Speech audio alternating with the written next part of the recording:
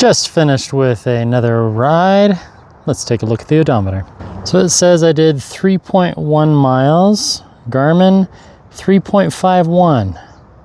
So again, it's off almost by half a mile, but outdoor visibility, awesome. It is not a touchscreen. I mean, the difference between the modes is really drastic. Level 1 though is pretty good. Even at level 1 with heart rate around 120, I can average 20 miles an hour. When I pump it up to a level 2, which is eco, that goes up to easily 20. Heart rate's still in the high teens. Level 3 says standard. Difference between level 2 and level 3, not much. And then we have the power, level 4, easily averaging 20 miles an hour. Heart rate still above 110. And then level 5, heart rate can almost dip down to 109, like the low 100s. And again, that's my body, not yours. My body is different than yours. My ticker, different than yours.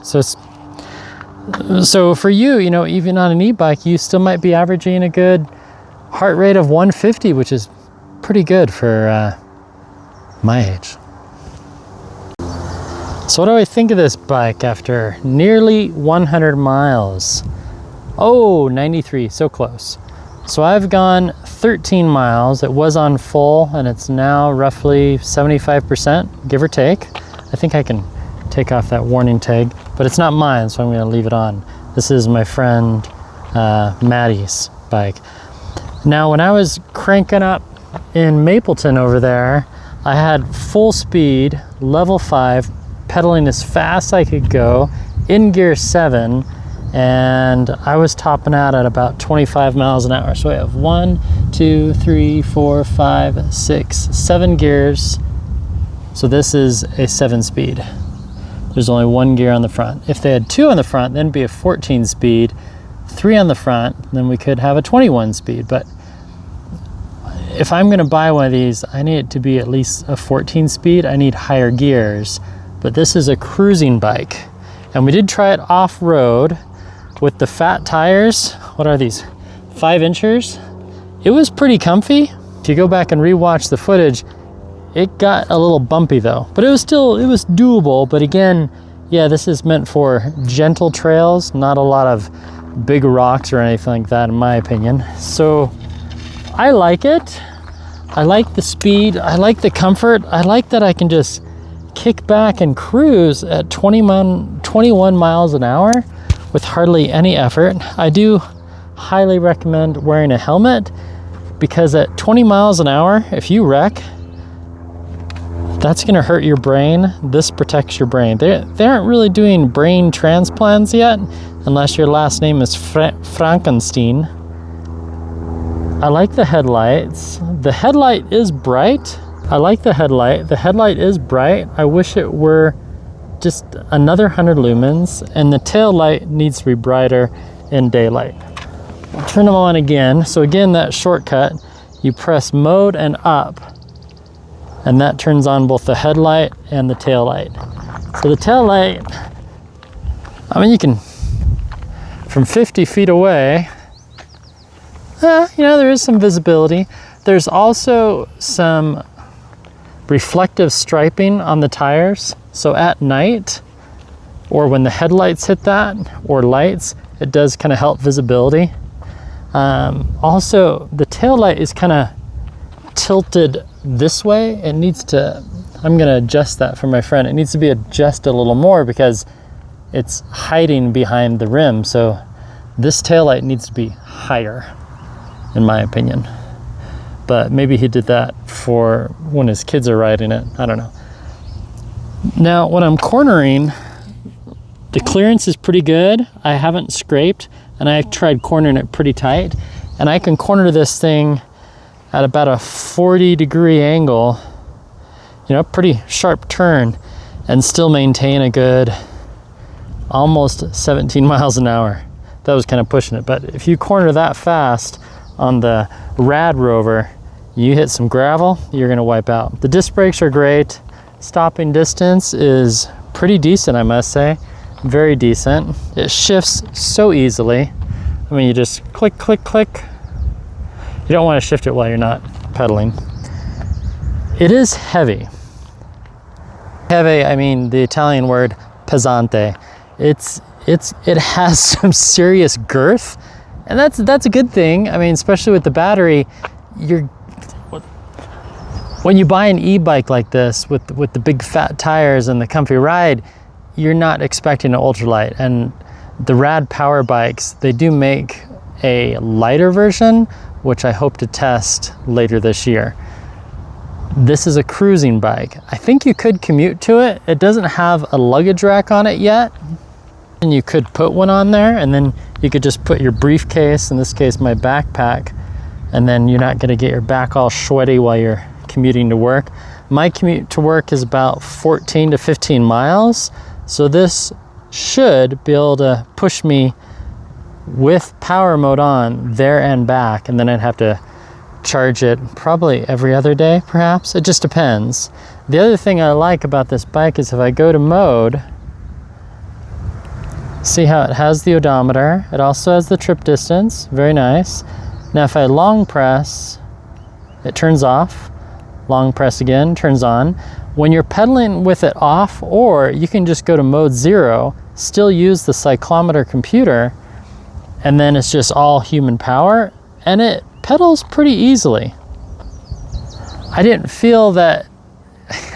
I've tried other e-bikes. I haven't officially reviewed them, but still with the magnetic system and the way the gear is designed, it still pedals, I would say 90% like a normal bike. Not a full normal bike. It's just a really, if you ever ridden a full suspension mountain bike, it kind of pedals like that. But add another 15 pounds. At the end of the day or in the morning, you know, you just want to ride, you just want to go somewhere. As you get older, or if you have some physical ailments, you know, you're recovering from surgery, I think an e-bike, a pedal assist, is the way to go. The Rad Power bike, I mean, it's all in the name, right? Is it rad? I would say yes. Is it as rad as my Click camping chair? It is pretty pretty radical. The RadRover, I think I need the lighter one. That's just me. They make so many bikes, and I'm not affiliated with them, but I'll just give you the Amazon URL. I think you can buy them on that or just directly. There are local bike shops in Utah and I don't know, throughout the world. I don't know where they're based. I know they have a company site in Washington, because I was just looking, and I'll put their actual origin online. Do I recommend them? Yes. That $1,500, or even right now they have some on sale for $999, you know, less than $1,000. Okay, with Utah tax, $1,000.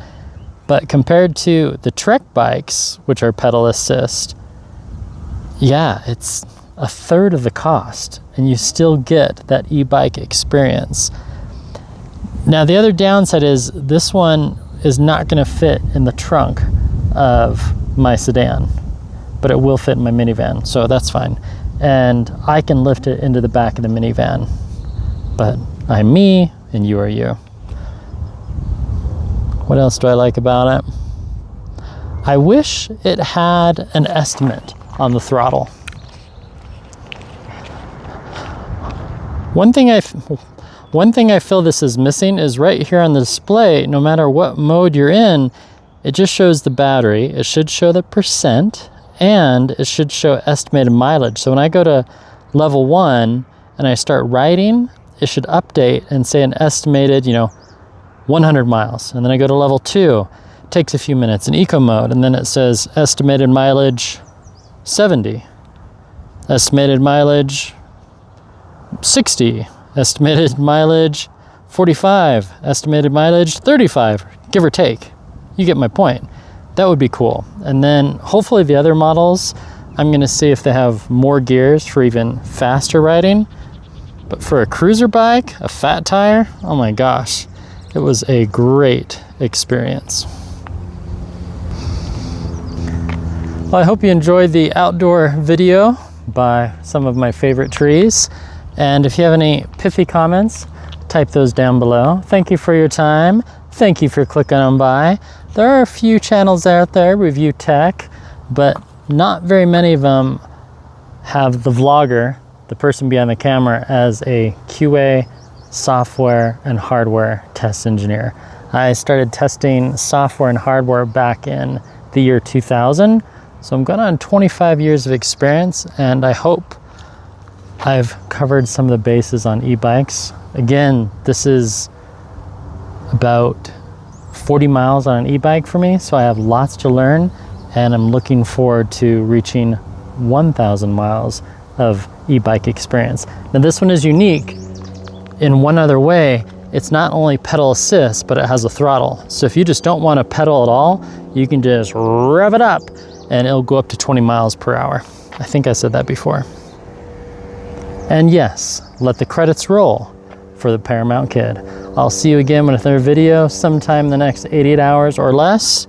And Rad Power Bikes, you know, if you want to do a little collaboration, you know what to do. Click the buttons and stuff.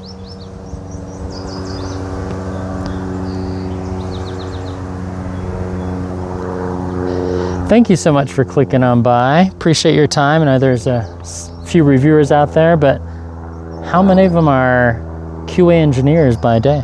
All right. Rad Power Bike is watching this the same time you are.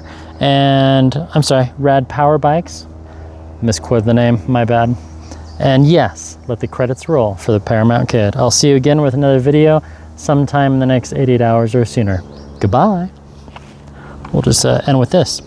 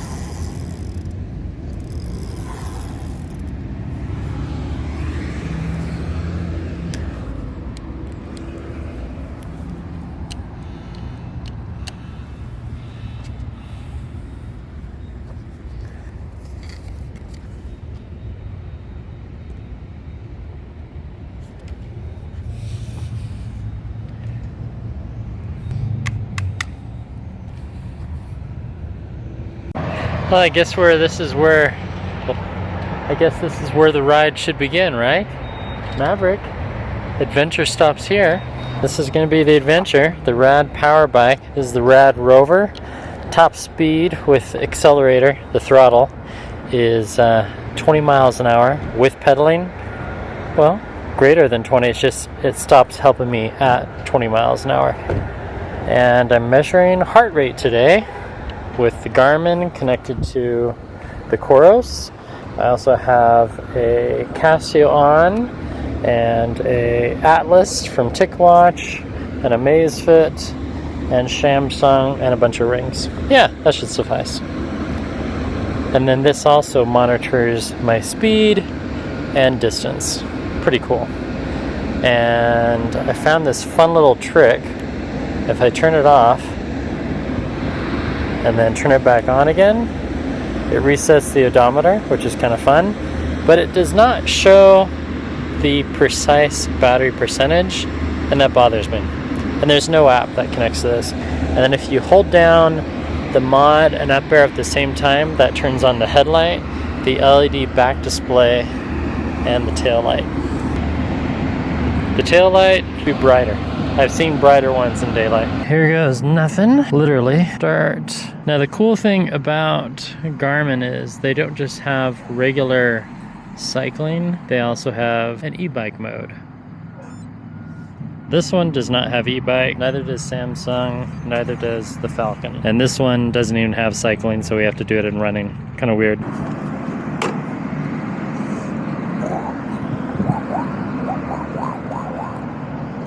So level 1, there is not much assistance. So cranking up to level 2. Oh, that feels slow. Magnets are kicking in a little bit. Heart rate 108. Level 3. Yeah, you can really feel that lack of help once you get to 20. Level 4. Heart rate's still at 120. Okay, Cassia thinks my heart rate is 130.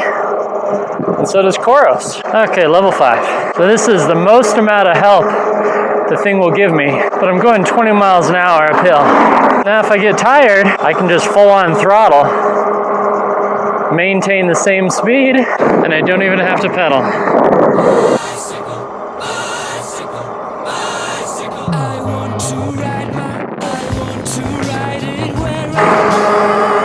There's not a huge difference on level 5 between pedaling and the throttle, to be honest.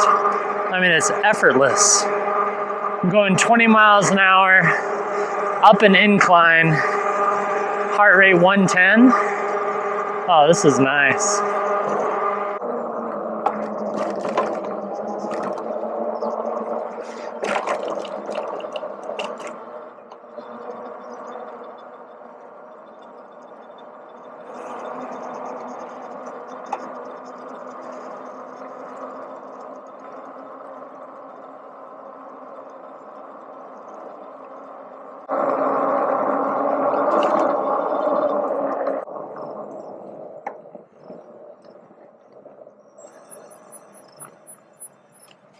Well, that was fun. This is the great part about being me. I have extra gadgets, so we can film some B-roll. It'll be good. But with the mountains, yeah, we got the future park going on here. Oh, that might be a good thumbnail right there. Right there, that might be a good thumbnail.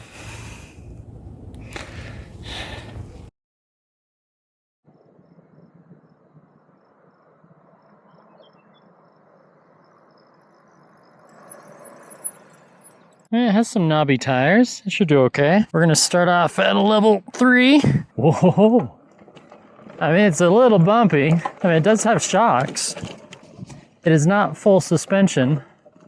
But if you're an old fart like me and you just want to explore, I think this might be the bike for you. I like the fat tires because it provides more cushion.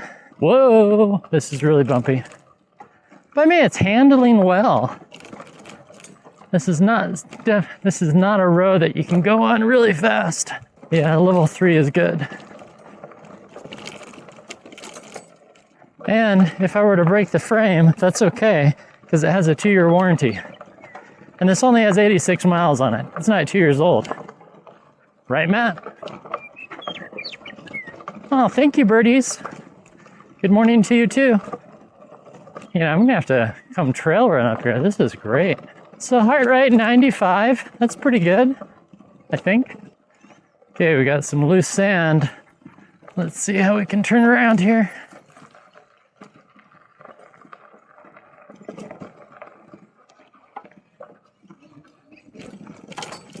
Whoa. See right there, that throttle came in really handy.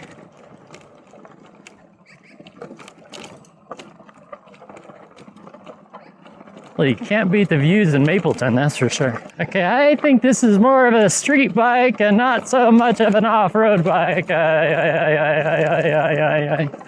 Yeah, you need full suspension for this stuff. That's just my opinion. But think of all the steps I'm getting. Oh, cactus.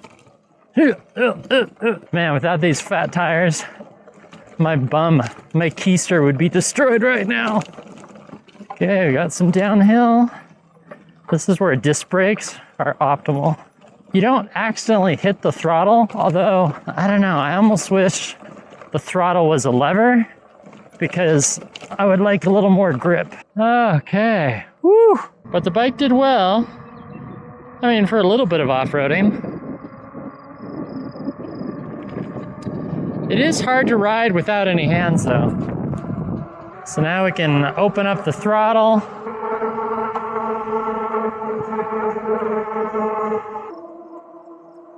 Let's see how she corners. Pretty good.